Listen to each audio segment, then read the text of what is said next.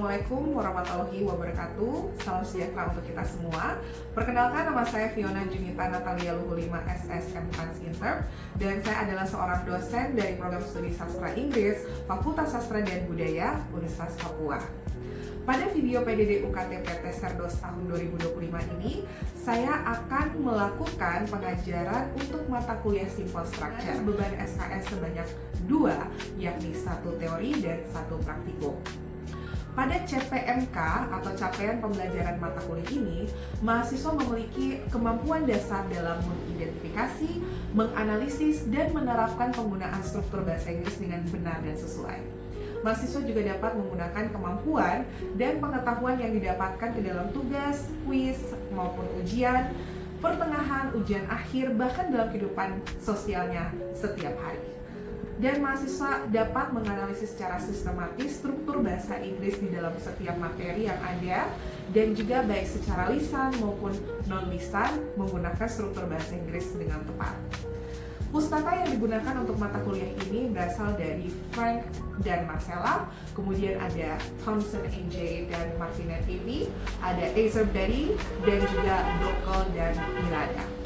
Mata kuliah ini bertujuan untuk membekali mahasiswa dengan pengetahuan grammar atau struktur bahasa Inggris tingkat dasar. Dan pada saat mereka melanjutkan ke semester 2 akan ada structure 2 atau kita biasa sebut dengan complex structure dengan tingkatan yang lebih kompleks. Perkuliahan ini meliputi metode ceramah, diskusi, tanya jawab, latihan soal, analisa kalimat, tugas perorangan maupun tugas kelompok, kuis, final project, ada ujian pertengahan dan ujian akhir semester. Di dalam mata kuliah ini ada beberapa bahan kajian atau pokok bahasan. Di antaranya adalah sentence, yakni subject, ada verb dan subject-verb agreement. Kemudian di sini mahasiswa mampu menjelaskan definisi, struktur, konsep kalimat, subject, verb, dan subject-verb agreement, serta mampu mengidentifikasinya. Mahasiswa juga mampu menggunakan dan mengkonstruksikan sentence maupun subject-verb dan subject-verb agreement yang tepat. Kemudian ada nouns, baik singular and plural, proper and common, countable and uncountable nouns. Jadi mahasiswa mampu menjelaskan materi dasar dan juga memahami mengenai noun dan tipe-tipenya, beserta juga fungsinya di dalam kalimat, dan mereka bisa menggunakan dan mengkonstruksikan nouns dan tipe-tipenya ke dalam kalimat yang benar. Kemudian ada independent and dependent clause dan juga clause connectors.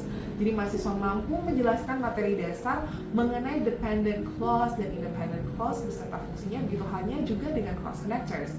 Jadi mahasiswa mampu menggunakan dan mengkonstruksikan konsep-konsep tersebut ke dalam kalimat yang benar. Selanjutnya ada quiz pertama.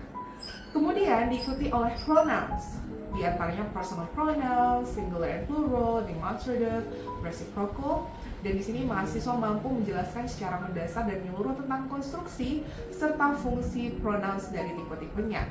Kemudian mahasiswa mampu menggunakan dan mengkonstruksikan konsep-konsep tersebut ke dalam kalimat yang benar ketika mengerjakan soal-soal. Kemudian di pertemuan selanjutnya kita masih melanjutkan pronouns, yakni tipe intensive, possessive, adjectives, indefinite relative, and reflexive pronouns. Jadi mahasiswa mampu menjelaskan secara mendasar dan menyeluruh tentang fungsi-fungsi dari tipe-tipe pronoun tersebut dan penempatannya dalam kalimat. Kemudian mereka mampu menggunakan dan mengkonstruksikan konsep-konsep tersebut ke dalam kalimat yang benar ketika mengerjakan soal.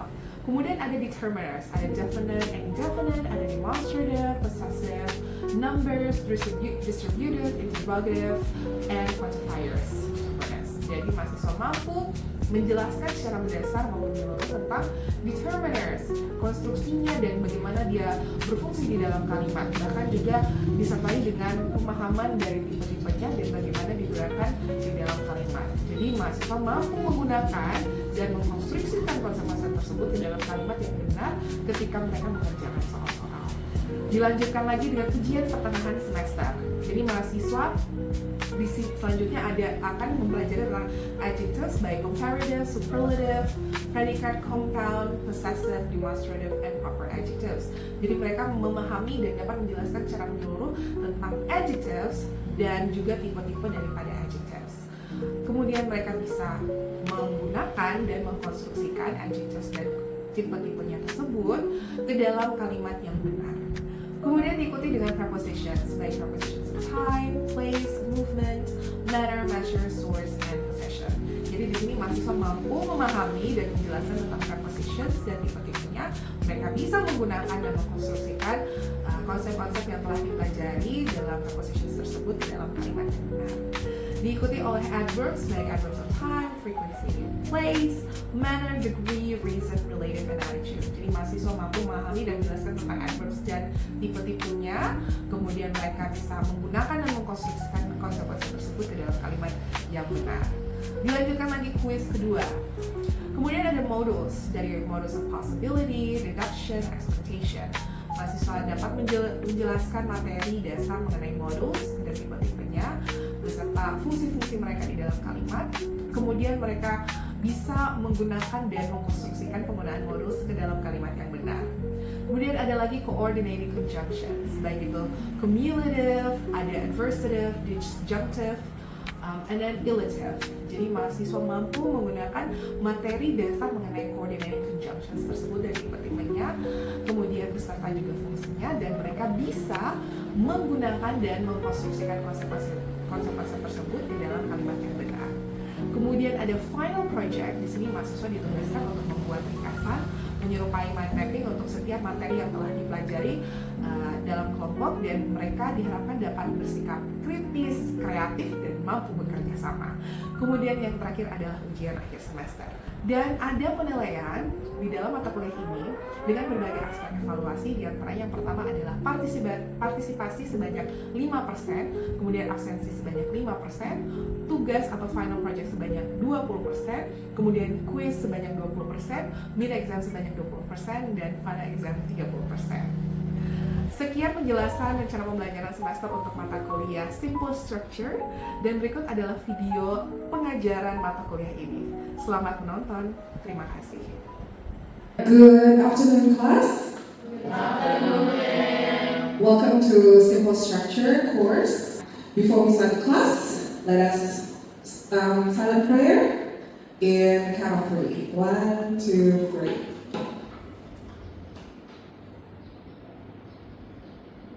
Okay. Alright, how is everybody doing? Not bad? Quite a little bit tired? Yeah, me too. But let's just continue with the 20 minutes with the energy and the spirit to finish this course today. Before we start, I just want to recall everybody here because we have around, okay, everybody here minus Ocha, okay. Alright, everybody here. Okay. Now, I know that you probably have studied about sentence in your high school, right? Or in Indonesian perhaps. In every language there must be sentences, okay? Can you recall the definition of sentence? Right? Okay. Anything that you can recall from the topic today? Not quite? Let's continue. Before we begin, we're going to look at the today lesson's objectives. So you are going to, at the end of this topic or this day, you're going to be able to explain the definitions and the structures and the concepts of sentences. In the sentences, there will be like subjects and verbs and also subject-verb agreement, as well as to be able to identify them. Okay, the second is to be able to think critically and systematically, and to be able to use and then construct your own sentences, and then using the subject, verbs, and then also subject-verb agreement correctly. Let's move to the first one, which is sentence. Okay, so as I said, in every language there must be sentence. Like in Indonesian, saya makan nasi. So how is it in English? Saya makan nasi. I eat rice. I eat rice. Okay. So if I say makan nasi, can it be a complete sentence? No. Why is it so?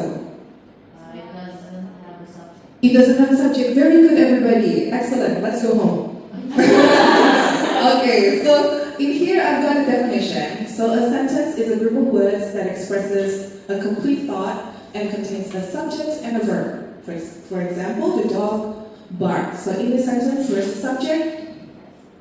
The dog. The dog, yes, the dog is the subject. Why is it called the subject? Because it makes an action. Yes, it makes an action, okay? And then bark is the action or is the verb, okay? So a sentence also communicates a complete thought. So the requirements of a sentence is that a sentence must have at least a subject and a verb or a predicate. And then the second thing is a sentence must express a complete thought. So if you just say beautiful, does it construct a complete thought? Beautiful. Is it a complete thought? No, because why? Because the sentence must have two things, which is subject and a verb. And then, lastly, a sentence must begin with a capital letter and ends in punctuations, such as dot, question mark, and exclamation mark. Okay, let's do this. Do you have the microphone with you? Yeah? Let's read it together. 1, 2, 3. The cat sleeps on the sofa. You can use your mic if you like. Is it a sentence or not a sentence? It's a sentence. Okay, why? Yes, because it does have a subject and verb, which is? The cat is a subject or a verb? Subject, and the verb is? Very well done. Let's read it together. In the garden every morning. Is it a sentence or not? It's not. Why is it so? Can you use your microphone, please? Anybody? Yes, Donna, you can use the microphone. Doesn't have a subject and a verb. Yes, it doesn't have a subject and a verb here, okay? Is cooking dinner now? No. No. We went to the beach. Yes. Yes, it is.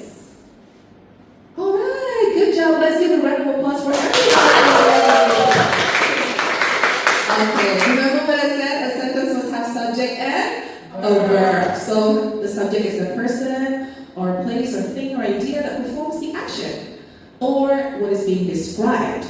And then whereas the verb, or sometimes we call it predicate, is the part of a sentence that tells what the subject does or is. Okay? In Indonesian, saya berenang di pantai. Okay? What is it in English? Yes, I swim in the beach. So which one is the subject? I. Which one is the verb or predicate? Swim. Well done! Okay, so you've got the idea of what is really a subject and verb. It's very easy. However, here, take a look at this. Okay? Sometimes the subject can be two. Okay, I mean in two words. For example, here, reading novel. Can you guys see? Yes. Reading novels improves vocabulary. So the subject here is not only reading or it's not only novels, because it is called noun phrase, which we are going to study, okay, later on this course. So reading novels is the whole, these noun phrase is the subject, okay? Whereas here, improves is the Verb. is the verb. Very good. Okay. Now another practice. Identify the subject and verb. Okay. Number one, if you can answer it, just take the mic and answer it. The manager of the company is preparing the annual report. Anybody? Yes, Donna. The subject is the manager of the company, and the verb is preparing. Excellent. Next, number two. Woo! Very good. My cousins and I have been hiking since morning. Yes, Happy. My cousins and I is a subject. Hiking is the verb. Quite nearly there. What's missing there?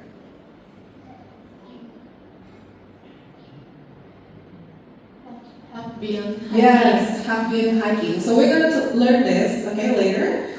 Why this whole thing is the verb phrase. Okay, so there's a noun phrase, verb phrase, adjective, and so on.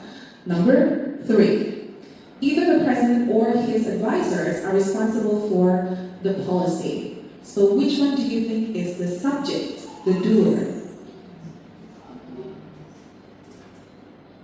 It is a noun phrase. Either president or his advisor. Mhm. That's Yes, either the president or his advisors are the subject. Okay, and then the verb is? our response. Yes, are, because responsible is It's adjective. adjective. Kata sifat. Kata sifat. Very well done. Okay, number 4. There were 5 errors in the data. There were 5 errors in the data. This is probably a bit confusing because the real subject here is actually at the back. The real subject. We're going to learn it together later in this slide. But can you guess? No, it's actually there. Yes, it's actually there. But the real subject is actually here. Something that is mentioned in the sentence is actually the 5 errors in the data. That's the real subject. Okay, and then where's the verb? Were. How about number 5? What you said really matters to me.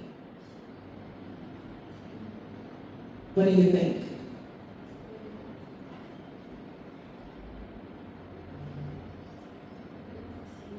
Okay, so which one is the verb?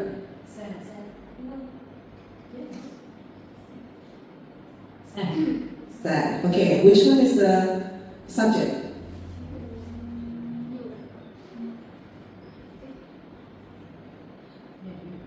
You. You. Okay, so sad is the verb. How about matters? Can you say something like you matter to me? Is it a sentence? It is. Yes. So matter is a verb? Yes. Yes, it is a verb. Really is a adverb. And where's the subject then? What you said. What you said. Okay? Bisa? Bisa. Next one. Now, this is related to the have-been part that haven't been guessed yet. So, linking and auxiliary, or sometimes we call it helping verbs. So, linking verb connects the subject to additional information, or sometimes we call it the complement subject. Complement. So, it modifies the subject. Okay? So, this is called the linking verb. Alright? So, it does not show any actions at all. Alright? The examples of common linking verb is like be. Be is not like be, but be is like is, am, are, was, and were. That is called be. And then become, seem, appear, feel, look, smell, sound, taste, and many more. Okay? Here's the examples. Right? So this is called linking verb because it links the subject to the subject complement. Jadi istilahnya complement ini dia memberikan gambaran kepada subjek. Okay? Hired, dia menggambarkan subjek bahwa dia lagi capek. And how about here? Delicious. Apa yang delicious? Berarti dia menggambarkan supnya delicious. Sampai sini mengerti? Understand? Alright, let's move here. Whereas auxiliary or helping verbs used with the main verb to show tense. Do you guys know what tenses are? Like I am cooking. What could be the tenses? Present continuous tense. So that's tense. How about mood? Yeah, like feeling. Yes, good job, Nana. And how about voice? It's like active and passive voice. Okay? She buy me a flower. Or she buy me a flower is called active. Okay? But I was given a flower is passive voice. Okay? So auxiliary could be again. So be like is, am, was, were could be called a linking or auxiliary. Okay? It could be both. And then there's also have, do, and then modal auxiliaries such as can, could, may, might, shall, should, will, would, and must. Okay? The examples are here. He is working late. So which one is the auxiliary? Yes. Okay? So this shows what here? Ini menunjukkan apa? Yes. Apakah tense, mood, or voice? Tense. Very good. How about she has finished her assignment?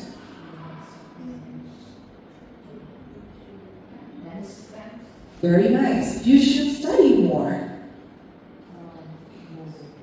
Yes, mood. Okay, very good. Let's go home, everybody. You guys are more clever than I do. Alright, another one, subject-verb agreement. So subject-verb agreement refers to the rule that the subject and the verb in a sentence must agree in number. So if the subject is singular, it needs to take a singular verb. If the subject is plural, it needs to take a plural verb. Such as here, singular noun. Okay, this is the rules. Singular noun, for example, singular noun plus verb, it needs to add s or e or es. For instance, the dog barks. The dog is singular. Therefore, the verb must add s or es. How can you tell if you have to add s or es?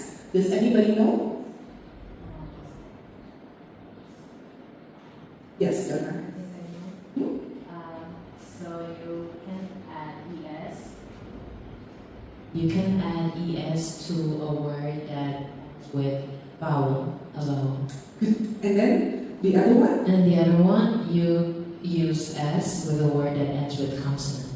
Very good. Excellent. All right, next one. Plural noun. Okay, so if it's plural noun, okay, like here, the dogs, okay, now this is plural, yeah? It needs to add the base form of the verb.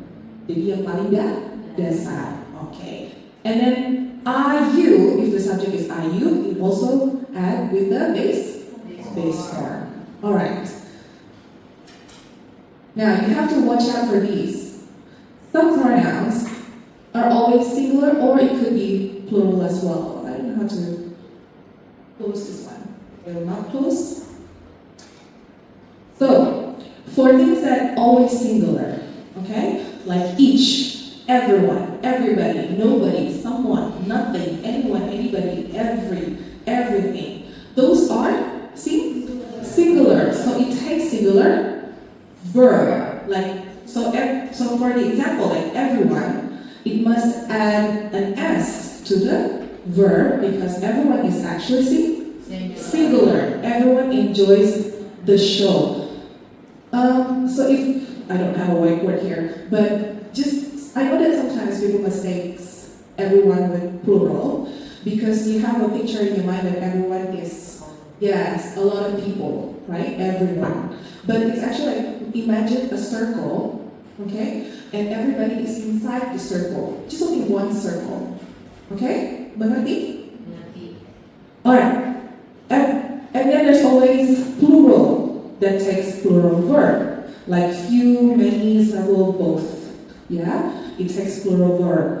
Sometimes these are being used for countable nouns. Jadi, kata benda yang bisa dihitung, ya, biasanya mereka menggunakan plural verb. Okay, few, many, several, both. Okay, example, many were excited about the results. So many, okay, we take the plural verb, which is were. It's not many was, but it's many were, because many is plural subject. Okay, but sometimes it depends on the context. For example, like all, some, most, and none, it depends on the context. Some of the water is cold. Okay, what's wrong with the sentence? How come it's is?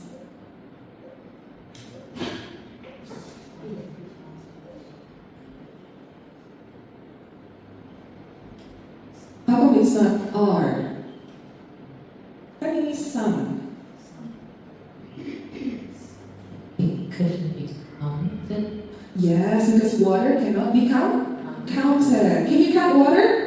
No, that's why some of the water we use is, not are. Bisa?